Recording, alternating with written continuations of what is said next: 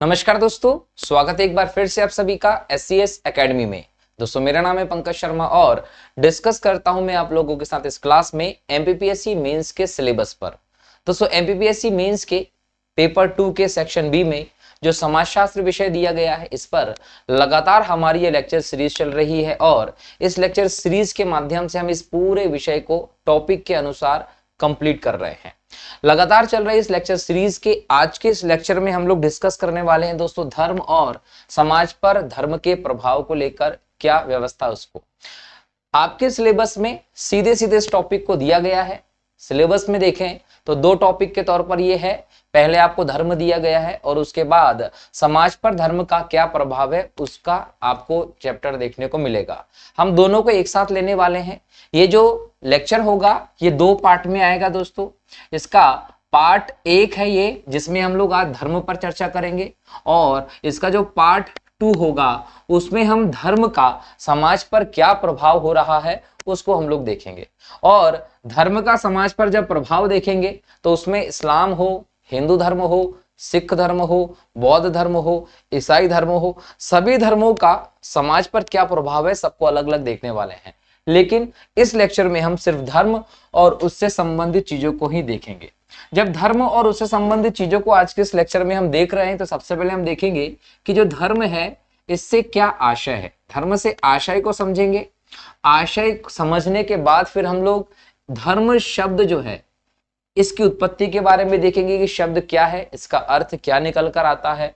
फिर हम धर्म के लक्षण पर बात करेंगे, इसकी विशेषताएं देखेंगे कि धर्म की कौन कौन सी महत्वपूर्ण विशेषताएं हैं, और उसके बाद फिर हम देखेंगे कि धर्म का हमें समाज में क्या महत्व दिखाई पड़ता है।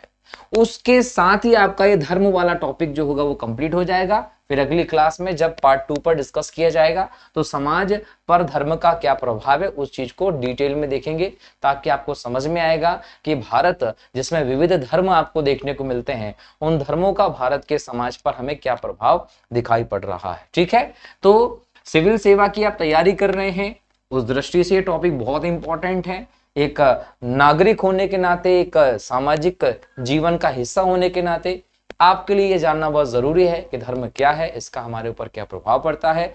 इस लेक्चर को शुरू करेंगे और सबसे पहले हम लोग इसकी पृष्ठभूमि को समझेंगे। लेकिन उसके पहले आप लोग जो पहली बार हमारी इस लेक्चर सीरीज से जुड़े हैं, पहली बार मुझे देख रहे हैं यूट्यूब पर, प्लीज चैनल को सब्सक्राइब कर लीजिए और बेल आइकन पर क्लिक कर दीजिए। जैसे ही नेक्स्ट लेक्चर अपलोड होता है आपको उसका नोटिफिकेशन पहले मिल जाएगा और आप उसको देखकर आपकी तैयारी को लगातार जारी रख सकते हैं। अगर हम इस लेक्चर सीरीज को देख रहे हैं तो हमें यह भी जानना है कि इस लेक्चर सीरीज का आज हम ये 17वां लेक्चर कर रहे हैं। इसके पहले जो 16 लेक्चर हुए हैं, कई इंपॉर्टेंट टॉपिक उसमें कवर किए हम लोगों ने, तो वो सभी के सभी हमारे इस यूट्यूब चैनल पर प्लेलिस्ट में अपलोडेड हैं। तो पहली बार हमारे यूट्यूब चैनल से जुड़ने वाले लोग प्लेलिस्ट में जाकर सारी चीजों को देख लीजिएगा। नोट्स भी मैंने टेलीग्राम पे शेयर किए हैं और टेलीग्राम पर लिंक जो है वो हमें डिस्क्रिप्शन में देखने को मिलती है, वहां जाइए, टेलीग्राम पर फॉलो कीजिए। नोट्स भी आप ले सकते हैं PDF फॉर्म में, उसको प्रिंट करा लीजिएगा। लेक्चर देखते देखते अच्छे से तैयारी कीजिएगा। बराबर है कि नहीं है? तो चलिए शुरू करते हैं आज के इस लेक्चर को, जिसमें सबसे पहले हम देखेंगे पृष्ठभूमि। दोस्तों अगर हम धर्म की बात कर रहे हैं तो समाज का एक अभिन्न अंग है धर्म। ना धर्म से आप समाज को अलग कर सकते हैं, ना समाज से धर्म को अलग कर सकते हैं, दोनों एक दूसरे के आपको जुड़े हुए व्यवस्था देखने को मिलती है। लेकिन जब हम भारत के संदर्भ में जाते हैं, तो भारत का जो समाज है, ये समाज आपको अति प्राचीन देखने को मिलेगा, प्राचीनतम समाज देखने को मिलेगा। फिर कोई लोग आपसे पूछेंगे कि भारतीय समाज जो संस्कृति स्थापित हुई है इसका आरंभिक बिंदु क्या है, वो कैसे पता चलेगा? तो अगर आप भारतीय समाज की प्राचीनता, इसका आरंभिक बिंदु जानना चाहेंगे तो ये मुश्किल है। मैं तो कहता हूं ये संभव नहीं है, क्योंकि भारतीय संस्कृति, भारतीय समाज अति प्राचीन है, जिसका एक हिस्सा तो हमें दिखाई पड़ता है, लेकिन इसके प्रारंभिक चीज को जानना बहुत कठिन है। अगर हम इसके प्रारंभ से लेकर अभी तक की देखें तो हमें समय समय पर सामाजिक व्यवस्थाओं में अलग अलग चीजें देखने को मिली है। हमारा समाज जो है उसको व्यवस्थित करने के लिए हमारे पूर्वजों ने समय समय पर कई व्यवस्थाएं लागू की। जो व्यवस्थाएं लागू की थी पूर्वजों के द्वारा, उनमें से कुछ व्यवस्थाएं जो रही वो ज्यादा महत्व की नहीं रही, वो उसी समय लुप्त हो गई। कुछ व्यवस्थाएं ऐसी स्थापित की गई जिनका महत्व ज्यादा था, वो आज भी हमें दिखाई पड़ती हैं। और उसी में से एक चीज हमें भारत की सामाजिक सांस्कृतिक विरासत देखने को मिलती है। क्लियर हो गया कि नहीं हो गया? अब समझना यह है कि भारत में हमारे पूर्वजों के द्वारा जो व्यवस्थाएं स्थापित की गई थी उनका उद्देश्य क्या था। उन व्यवस्थाओं का उद्देश्य जब आप देखेंगे तो पहले तो आपको दिखेगा कि व्यक्ति और समाज को एक दूसरे का पूरक बनाया जाए। मतलब वो एक ऐसी व्यवस्था स्थापित करने की तरफ बढ़ रहे थे जो व्यक्ति और समाज को एक दूसरे का पूरक बनाकर व्यवस्था को चला सके। ठीक है। दूसरा उद्देश्य अगर हम इसका देखेंगे तो दूसरा उद्देश्य था सांसारिकता और व्यक्तिवाद में बदलाव। मतलब कि समाज की जो संगठन रहा है उस सामाजिक संगठन में एक तो हमें क्या देखने को मिल रहा है कि सांसारिकता थी और एक व्यक्तिवाद था।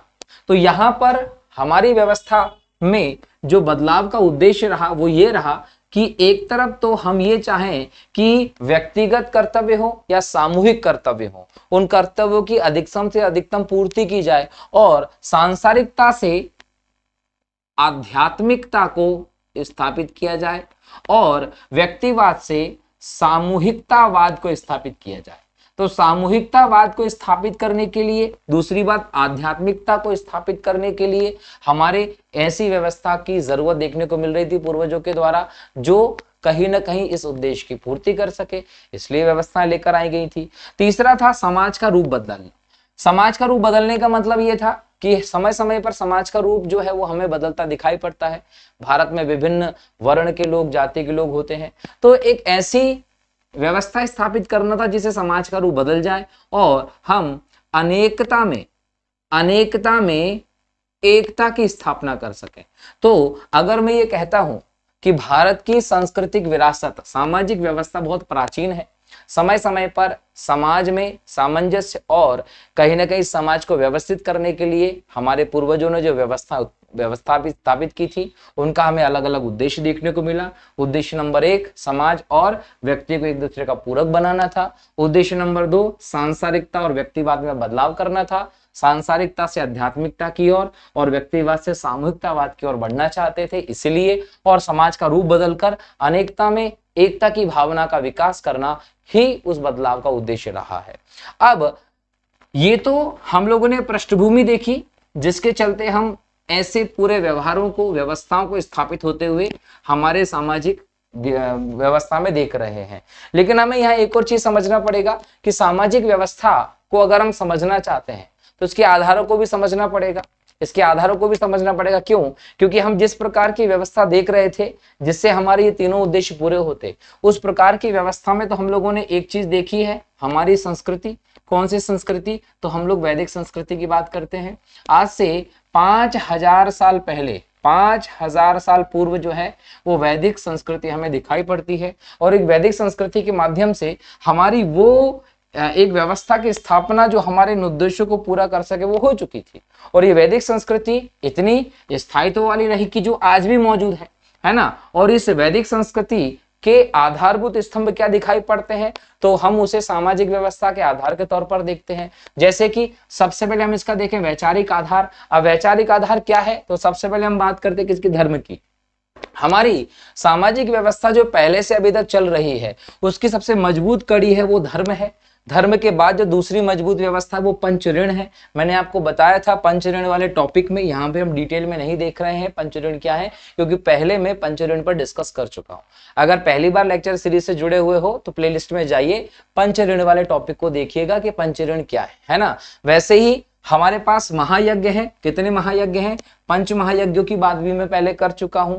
इसके बाद हमें पुरुषार्थ देखने को मिलते हैं कि धर्म, अर्थ, काम, मोक्ष, 4 पुरुषार्थों की पूर्ति हमें करना है। इसके बाद हमें कर्म का सिद्धांत हमारी व्यवस्था में देखने को मिलता है और अंत में देखेंगे तो पुनर्जन्म की अवधारणा हमें हमारी वैचारिक आधार प्रदान करती है सामाजिक व्यवस्था का। तो भारत की सामाजिक व्यवस्था के आधार में पहले आपको वैचारिक आधार देखने की जरूरत होती है। धर्म, पंच ऋण, महायज्ञ, पुरुषार्थ, कर्म का सिद्धांत, पुनर्जन्म की अवधारणा, ये सभी के सभी भारतीय सामाजिक व्यवस्था के वैचारिक आधार हैं जिसके चलते भारत का जो सामाजिक व्यवस्था है वो पिछले 5000 साल से अनवरत बिना किसी प्रॉब्लम के चलता आ रहा है। इसी में दूसरा आधार भी आपको देखना है, संगठनात्मक आधार। भाई सामाजिक व्यवस्था का एक आधार तो वैचारिक है, एक है संगठनात्मक आधार, जिसने भारतीय समाज के संगठन को मजबूत करके रखा हुआ है। अब भारतीय समाज के संगठन को मजबूत करने वाले कौन कौन से आधार हमें देखने को मिलते हैं वो ध्यान रखिए। संगठनात्मक आधार का पहली व्यवस्था है वर्ण व्यवस्था। वर्ण व्यवस्था हमारे भारतीय समाज की एक ऐसी व्यवस्था है जिसने हजारों सालों से भारतीय समाज को संगठित करके रखा हुआ। अगर हमारे ऋषि मुनियों की सोच को हम देखें तो उन्होंने उस समय ही सोच लिया था कि अगर हम आगे में समाज में संघर्षों को नहीं देखना चाहते, संघर्षों से हमारे समाज को दूर रखना चाहते हैं, तो इसका एक प्रकार से उचित विभाजन किया जाए, और वो विभाजन किया गया था वर्ण व्यवस्था। अगर आप लोग सुन रहे हैं तो आप लोग ये देख रहे होंगे कि सर आज तो विभाजन संघर्ष देखने को मिल रहा है, तो उस समय वर्ण व्यवस्था का संघर्ष नहीं था। आज जो संघर्ष है वो राजनीतिक हितों से प्रेरित है। आज राजनीतिक हित जो है वो हावी हो चुके हैं, इसकी वजह से समाज में जाति व्यवस्था आदि बहुत ज्यादा चल रही है, जिसके चलते संघर्ष हमें देखने को मिलते हैं। वरना वर्ण व्यवस्था जिस हिसाब की उस समय स्थापित की गई थी, उसके बाद हजारों वर्षों तक हमारे देश में कोई संघर्ष हमें देखने को नहीं मिला। सभी अपने अपने वर्ण के हिसाब से निर्धारित कर्म की तरफ बढ़ रहे थे और एक सामंजस्यपूर्ण समतावादी व्यवस्था चल रही थी।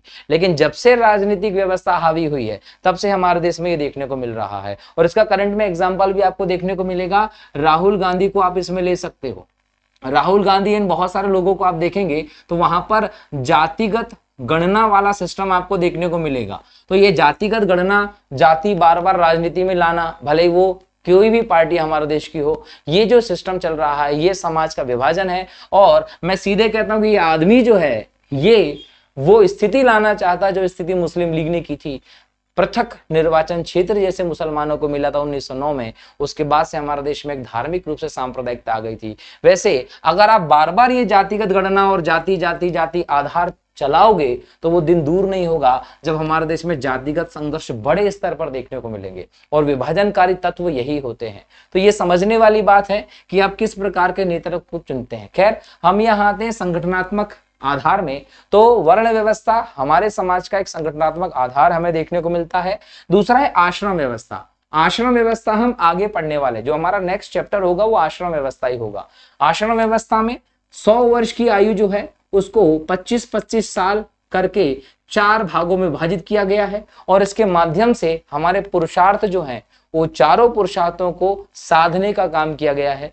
आगे समझेंगे कि क्या है। तो आश्रम व्यवस्था हमारा संगठनात्मक आधार है सामाजिक व्यवस्था का। नेक्स्ट है संयुक्त परिवार। आज जो मॉडर्नाइजेशन हमारे ऊपर हावी हो रहा है, उस मॉडर्नाइजेशन का सबसे नेगेटिव इंपैक्ट अगर पड़ रहा है तो वो परिवार की व्यवस्था पर पड़ रहा है। पहले अगर हम देखें परिवार बड़े होते थे, 30 से 40 लोगों का एक परिवार होता था। इस परिवार को हम संयुक्त परिवार का नाम देते थे। बच्चों में उचित संस्कारों का पोषण होता था, समस्याएं अपने घर में हल कर ली जाती थी, बड़ी समस्या नहीं हो पाती थी, आपदा का रूप वो समस्याएं नहीं ले पाती थी। लेकिन जैसे जैसे सामाजिक व्यवस्था में बदलाव हो रहा है, मॉडर्नाइजेशन हावी हो रहा है, परिवार छोटे होते जा रहे हैं। परिवार छोटा होने का मतलब हो रहा है कि दादा दादी अलग हो जाते हैं, मम्मी पापा अलग हो जाते हैं, बच्चे अलग हो जाते हैं, फिर उनके बच्चे अलग हो जाते हैं। ये परिवार का विभाजन है।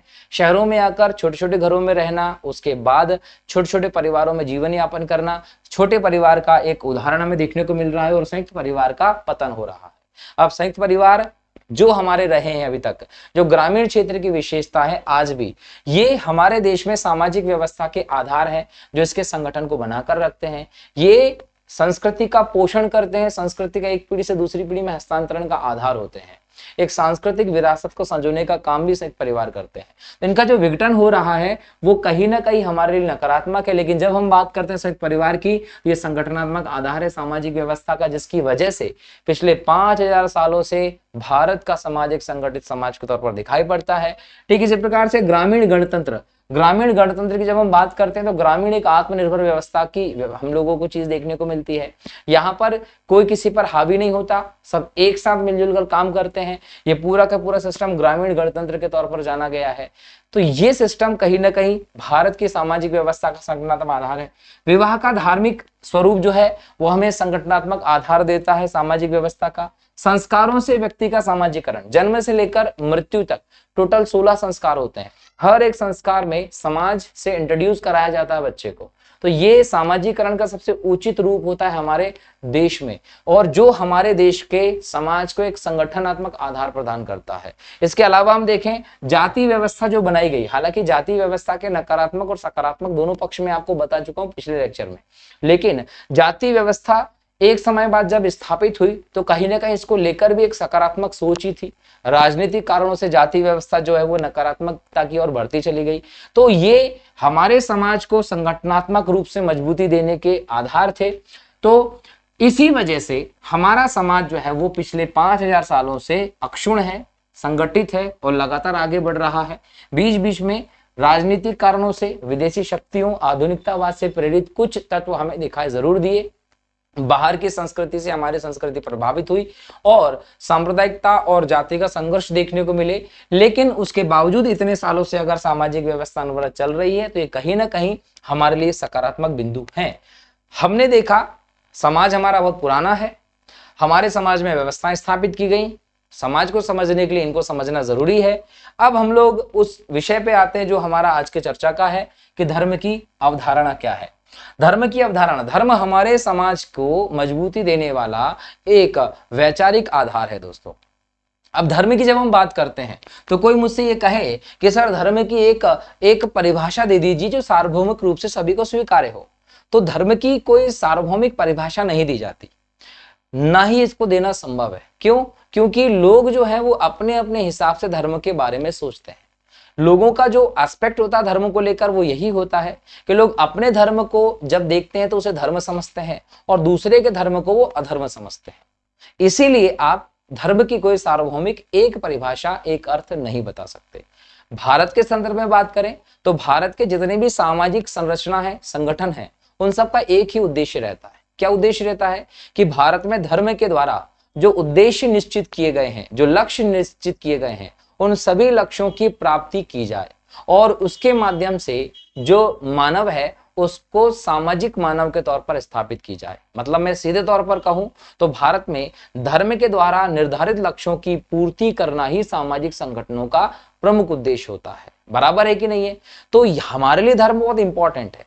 लेकिन जब हम धर्म शब्द की तरफ जाते हैं तो हमें यह दिखाई पड़ेगा कि धर्म शब्द जो है वो अंग्रेजी के रिलीजन शब्द से आया है।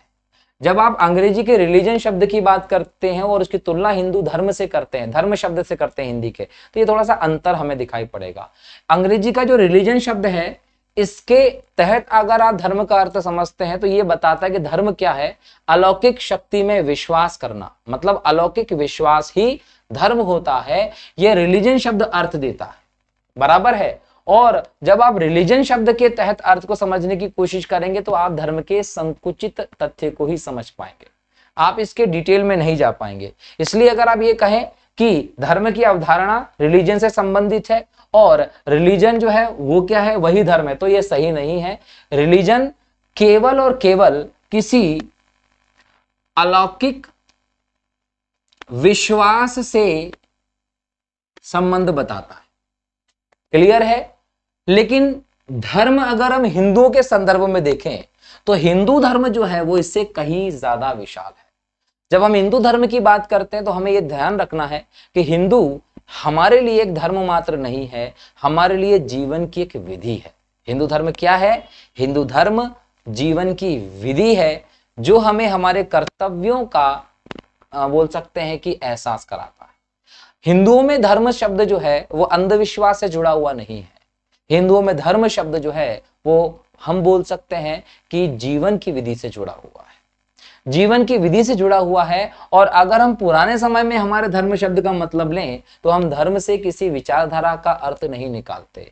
हम में धर्म का मतलब जो होता है वो कर्तव्यों से होता है। किससे होता है? कर्तव्य से होता है। जैसे पिता का कर्तव्य पितृ धर्म होता है, बच्चे का कर्तव्य पुत्र धर्म होता है, संतान धर्म होता है, पत्नी धर्म होता है, गुरु धर्म होता है, शिष्य धर्म होता है। ऐसे हमारे लिए धर्म का मतलब कर्तव्य से होता है। हम कर्तव्यों के पालन को धर्म पथ पर चलने के अंतर्गत देखते हैं। तो जब आपसे पूछा जाएगा कि धर्म शब्द की अवधारणा में क्या रिलीजन शब्द का सही अर्थ निकलता धर्म के संदर्भ में, तो नहीं। रिलीजन जो अंग्रेजी का शब्द है वो केवल अलौकिक विश्वास को ही संदर्भित करता है और हिंदुओं में जो धर्म की अवधारणा है वो जीवन की विधि मानी जाती है, एक ऐसी व्यवस्था जिसमें हम कर्तव्यों से इसका अर्थ निकालते हैं। हमारे लिए धर्म मतलब कर्तव्य है, धर्म का पालन मतलब कर्तव्य का पालन करने से होता है। तो हिंदुओं में धर्म व्यवस्था जो है वो बहुत ही गूढ़ व्यवस्था है, बहुत ही बोल सकते हैं गहराई में जाकर इसको समझने की जरूरत होती है। जब हम हिंदू धर्म ग्रंथों में धर्म शब्द का प्रयोग की बात करते हैं तो हमें क्या मिलता है, कर्तव्य मिलता है एक, उसके बाद हमें देखने को मिलता है स्वभाव, फिर हमें देखने को मिलता है करने योग्य कार्य, फिर हमें देखने को मिलता है वस्तु के आंतरिक गुण तथा पवित्रता।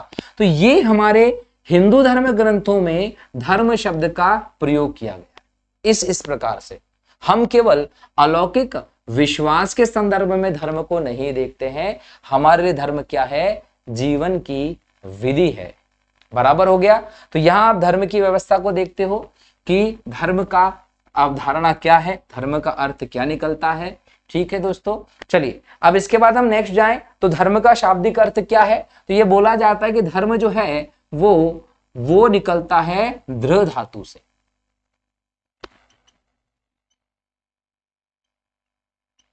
क्लियर हो गया। और इसका अर्थ होता है धारण करना। धृ धातु से मिलकर बना है क्या, धर्म, और इसका अर्थ क्या होता है, धारण करना। अगर इसको तात्पर्य निकालें, डिटेल करें, तो जो शाब्दिक तौर पर धृ धातु से बना हुआ शब्द धर्म है, जिसका अर्थ है धारण करना, इसको आप डिटेल करेंगे तो आपको पता चलेगा कि धर्म वह तत्व है जो समस्त जीवन को धारण करता है, जो समस्त व्यवस्था को व्यवस्थित करने का काम करता है, जिसके बिना किसी का अस्तित्व संभव नहीं है। वो व्यवस्था जो है वो धर्म हमारे लिए होता है। तो इसको आपको समझने की जरूरत है, धर्म क्या है, इसकी अवधारणा कैसी आई है, शाब्दिक अर्थ भी हम लोगों ने देखा है। अब हम धर्म की परिभाषा देखें। अलग अलग विद्वानों ने धर्म की परिभाषा दी, जिसमें सबसे पहले गिलीन एंड गिलीन को देखें। तो गिलीन और गिलीन क्या कहता है कि एक सामाजिक समूह में व्याप्त उनके संवेगात्मक विश्वासों को जो किसी अलौकिक शक्ति से संबंधित, देखिए यहां पर क्या बोल दिया, किसी अलौकिक शक्ति से संबंधित है, साथ ही ऐसे विश्वासों से संबंध प्रकट करता है जो व्यवहारों, भौतिक वस्तु एवं प्रतीकों को धर्म के समाजशास्त्रीय क्षेत्र में सम्मिलित माना जाता है। मतलब यहां पर अलौकिक शक्ति पर विश्वास देते हैं कौन, गिलीन एंड गिलीन। इसी प्रकार से फ्रेजर ने क्या कहा है, धर्म मनुष्य के उच्चतर शक्तियों में विश्वास और उन्हें शांत या प्रसन्न करने की कोशिश है। इसी प्रकार से दुर्खिम ने क्या कहा है, दुर्खिम ने कहा है धर्म पवित्र चीजों से जुड़े हुए विश्वासों और कर्म कांडों की एक संगठित व्यवस्था है। दुर्खिम ने सीधा कह दिया कि ये विश्वासों, कर्म कांडों की एक संगठित व्यवस्था है जो पवित्र चीजों से जुड़ी हुई है। अर्थात ऐसी चीज को जो अलग है और जिन्हें करने की मनाही है।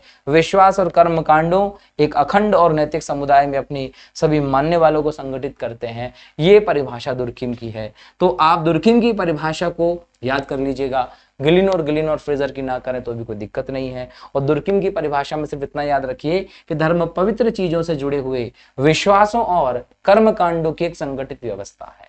बराबर है। ये धर्म की परिभाषा याद करनी पड़ेगी। अगर एग्जाम में आ जाता है तो इसमें से कोई भी एक परिभाषा आपको लिखनी पड़ेगी, क्योंकि आपके उत्तर में जरूरी होगी। इससे आपके नंबर बढ़ेंगे, क्योंकि ये तर्कपूर्ण व्यवस्था है। क्लियर हो गया।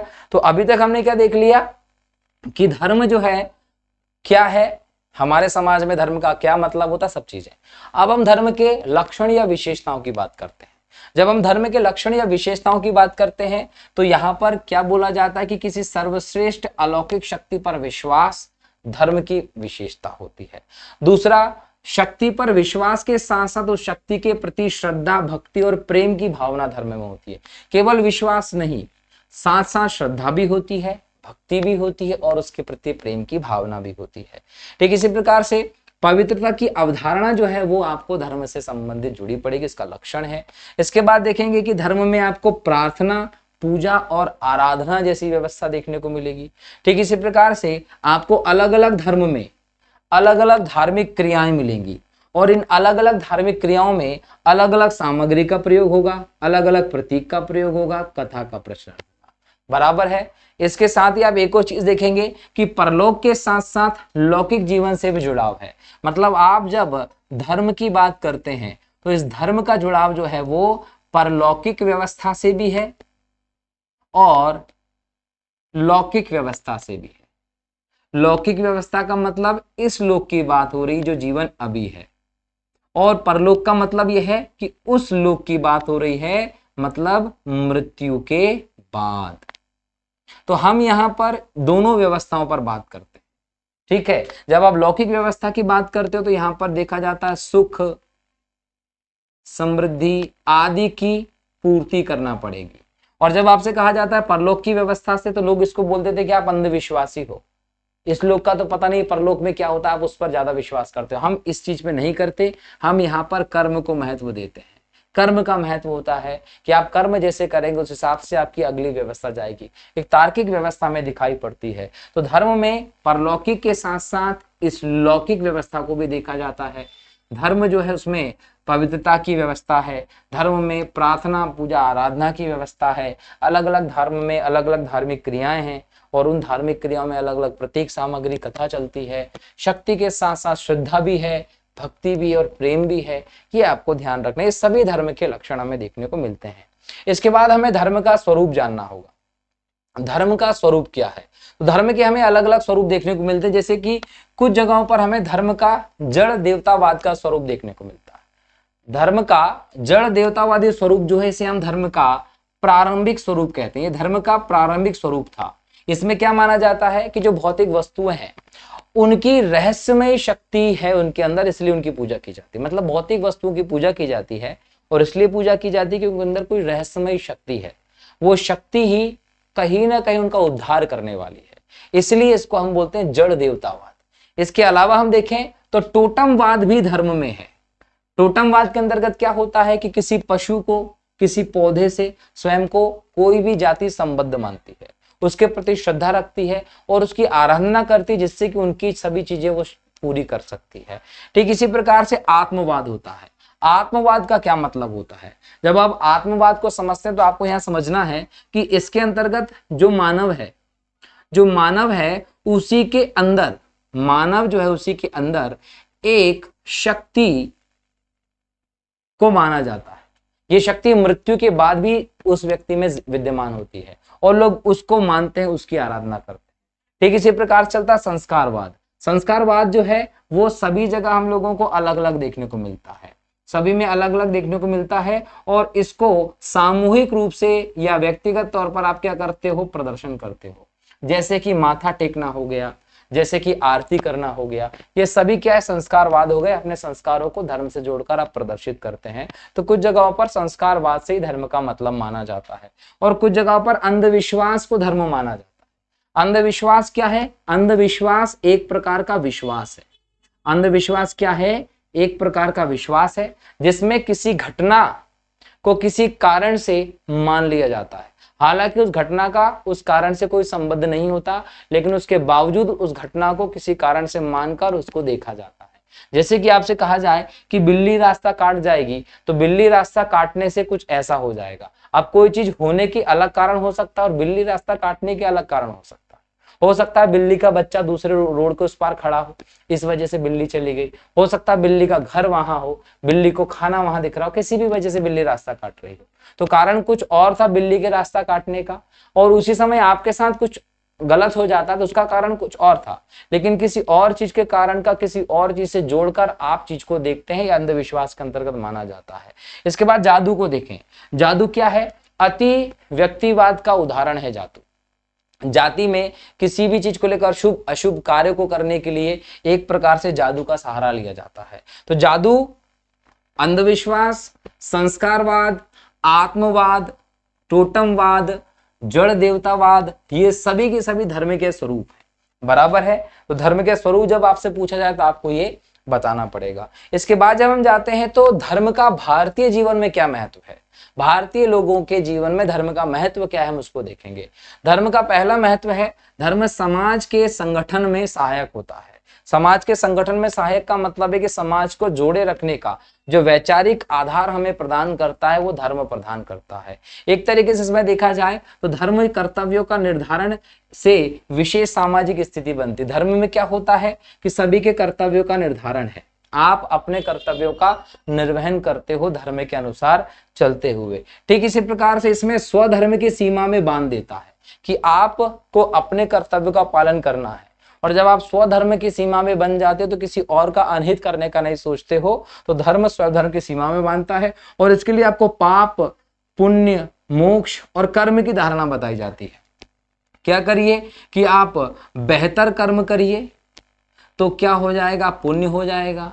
गलत कर्म करिए तो पाप हो जाएगा, और पाप और पुण्य के हिसाब से आपकी अगली व्यवस्था निर्धारित होगी कि आगे क्या होगा, वो किस आधार पर होगा, आपके पुण्य और आपके पाप के आधार पर। तो इससे जोड़ दिया जाता है कि कर्म कैसे होंगे, या तो अच्छे होंगे या गलत होंगे। अगर अच्छे होंगे तो पुण्य होंगे, गलत होंगे तो पाप होंगे, और कर्म अगर पाप पुण्य के अंतर्गत हैं तो फिर इस हिसाब से आपकी अगली व्यवस्था क्या होगी, मोक्ष आपको मिलेगा। बराबर, ये सामाजिक संगठन में है। अधिकारों की निश्चितता से त्याग की भावना आती है। धर्म क्या करता है, सबके अपने अपने अधिकार निश्चित कर दिया गया है, तो उनको पता है कि हमें हमारे क्या अधिकार है, उस अधिकारों का प्रयोग करके फिर आप त्याग करने की तरफ आगे बढ़ते हो। तो धर्म का जो सामाजिक संगठन में सहायता का महत्व हम देखें तो वो तीनों चारों पॉइंट्स में आपको दिखाई पड़ेगा। ठीक इसी प्रकार से धर्म व्यक्तित्व के विकास में भी सहायक होता है। मानसिक रूप से धर्म आपको संतुष्टि देता है। मानसिक रूप से संतुष्टि देने का मतलब है कि आप बेकार के जीवन के उलझनों में, अंधविश्वासों में उलझे नहीं रहते हो। आप क्या करोगे, मानसिक रूप से आप क्या करोगे, संतुष्ट रहोगे। और अगर मान लीजिए कि आप किसी वजह से असफल हो जाते हैं, है ना, यहां पर आप इसको और डिटेल में समझिए। ये समझने की जरूरत है कि हमारे लिए धर्म कितना महत्वपूर्ण है। यहां मैं कह रहा हूं कि मानसिक रूप से धर्म संतुष्टि देता है। ये बहुत बड़ी बात है। जब आप धर्म को देखते हैं, क्या होता है कि आप कोई काम करते हैं, उस काम में या तो आप सफल होते हैं या आप असफल होते हैं। अगर आप सफल हो गए तो आप ईश्वर का धन्यवाद करके आगे बढ़ जाते हैं, और अगर आप असफल हो जाते हैं तो आप इससे फ्रस्ट्रेट नहीं होते, आप इससे अवसाद में नहीं जाते, आप इसको ईश्वरीय इच्छा मान लेते हैं कि ईश्वर की इच्छा यही है, ईश्वर यही चाहता था इसलिए ऐसा हुआ, यही होना था, यही नियति थी, ये मान लेते हैं आप। और ये मानकर आप बैठते नहीं हैं, आप अवसाद में नहीं जाते, आप कहते हैं कि ईश्वर आगे भी अच्छा करेगा, और ये मानकर आप क्या करते हो, दूसरा प्रयास करते हो। इसका मतलब यह है कि धर्म आपको एक प्रकार से मानसिक रूप से संतुष्टि देता है। याद रखिएगा,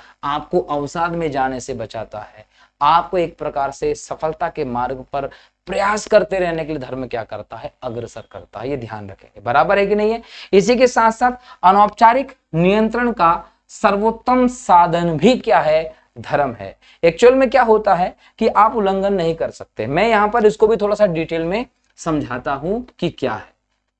जब आप धर्म को देखते हैं तो एक प्रकार से आपको जीवन में नियम कानून दिखाई पड़ते हैं, ठीक है। अब मोटे तौर पर हम नियम कानूनों को देख लेते हैं कि एक तो ये हो गया कि सरकार और राज्य की जो व्यवस्था है, इस व्यवस्था के तहत आपको नियम कानून मिलेंगे, और कुछ नियम कानून आपको मिलेंगे धार्मिक रूप से, धार्मिक आधार पर। अब समझो यहां पर ये कि सरकार के राज्य व्यवस्था के जो नियम कानून होंगे, ऐसे नियम कानूनों को आप क्या करते हो, नजरअंदाज कर सकते हो। ऐसे नियम कानूनों को आप नजरअंदाज कर सकते हो, इनके उल्लंघन होने से डरते नहीं हो। अरे यार चलो पेनल्टी भर देंगे, रसीद कटा लेंगे, भर देंगे जुर्माना, काम हो जाएगा। लेकिन जब धर्म से संबंधित नियम आते हैं तो इन नियमों का उल्लंघन आप नहीं करते, इनके उल्लंघन करने से आप बचते हो। क्यों? क्योंकि ये आपके ऊपर ज्यादा असरदार लगते हैं, और आपको इसका एक भय रहता है कि इसका प्रभाव आपके ऊपर ही नहीं, आपके आने वाली पीढ़ियों तक पड़ सकता है। तो कहीं ना कहीं धर्म जो है वो आपको नियम कानूनों के हिसाब से चलने पर मजबूर करता है। धर्म आपको अनौपचारिक नियंत्रण देता है। क्या देता है? अनौपचारिक नियंत्रण करता है, बराबर है। तो ऐसे में आपको सही मार्ग पर ले जाने में, आपको सदकर्म करने में धर्म कहीं ना कहीं सहायक सिद्ध होता है। और ये धर्म का भारतीय समाज में, भारतीय जीवन में बहुत इंपॉर्टेंट महत्व होता है। इसीलिए दोस्तों धर्म के मार्ग पर चलना एक बेहतर ऑप्शन होता है। इसी प्रकार से और देखें तो संस्कृति की रक्षा का आधार धर्म होता है। संस्कृति की रक्षा का आधार धर्म होता है का मतलब क्या है? समझिए कि भारतीय संस्कृति 5000 साल पुरानी है। अगर इस संस्कृति को हम धर्म से अलग करके रखते तो ये संस्कृति कब की लुप्त हो जाती, बराबर है। इसी प्रकार से हम देखें सामान्य कल्याण में सहायक होता है धर्म। सामान्य कल्याण में कैसे? बंधुत्व, मित्रता, पारस्परिक सहयोग की भावना को बढ़ाता है और इस भावना के आधार पर आप एक दूसरे का कल्याण करके, सहायता करके आगे बढ़ने की तरफ प्रेरित होते हैं। ठीक इसी प्रकार से कर्म का वास्तविक स्रोत अगर कोई है तो वो धर्म होता है। जैसे दूसरे व्यक्ति, समाज, देश के प्रति समय और परिस्थिति के अनुसार अपने दायित्वों का निर्वहन करना है, ये आपको कौन बताता है? ये आपको धर्म बताता है। और जब हम कर्म की बात करते हैं तो श्रीमद् भगवद गीता में स्पष्ट लिखा हुआ है कि भाई कर्मण्येवाधिकारस्ते मा फलेषु कदाचन। आपको कर्म करते जाना है फल की इच्छा किए बिना। और यहाँ गीता में निष्काम कर्म योग की अवधारणा को बताया गया है कि आप सिर्फ बिना फल की इच्छा के, लालच के निरंतर कर्म करते जाइए, आपको फल जरूर मिलेगा, ये याद रखिएगा। तो इस प्रकार से हम धर्म की विभिन्न विशेषताओं को देखते हैं, जिससे चलता है हमको इस बात का पता कि धर्म हमारे लिए कितना महत्वपूर्ण है। तो इस लेक्चर में हम लोगों ने धर्म की अवधारणा को समझा, धर्म हमारे लिए किस प्रकार से महत्वपूर्ण है। अब हमें इस बात को समझना है कि धर्म जो है उसका हमारे समाज पर क्या प्रभाव पड़ता है और उसमें बौद्ध धर्म का क्या प्रभाव पड़ता है, इस्लाम धर्म का क्या प्रभाव पड़ता है, ईसाई धर्म का क्या प्रभाव पड़ता है और सबसे बड़ा, सबसे प्राचीन, स्थायी, अक्षुण्ण धर्म हिंदू धर्म का हमारे समाज पर क्या प्रभाव पड़ता है। इस सभी चीजों को अगले लेक्चर में डिस्कस करेंगे दोस्तों। लगातार हमारे इस लेक्चर सीरीज से बने रहिए। मिलता हूं अगले लेक्चर में फिर से। तब तक के लिए बहुत बहुत शुक्रिया दोस्तों। जय हिंद, जय भारत, वंदे मातरम दोस्तों। जय श्री राम।